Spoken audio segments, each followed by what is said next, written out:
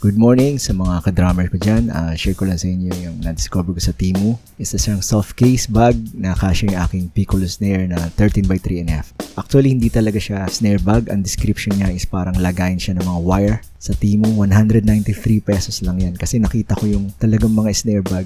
Ang lalaki. Ito, nakita ko yung sukat. Sakto lang sa piccolo snare ko. By the way, yung piccolo snare ko is a Rendrix na 13 by 3.5. Pierced shell siya. Meron siyang 8 lugs, chrome hardware with gray metal wrap. Tapos generic lang yung kanyang resonance side tsaka yung snare wires. And then yung butter side niya is Remo UC coated. So very satisfied na ako sa tunog. Ginagamit ko siya sa church pag drummer ako every Sunday. Pero ito, gusto kong mag-upgrade ng resonance side tsaka snare wire kaya order ako sa Shopee, sa JB Music ng 13-inch na Remo Ambassador Hazy snare side para sa resonance side tsaka isang pearl na snare wire. Ito, unbox natin.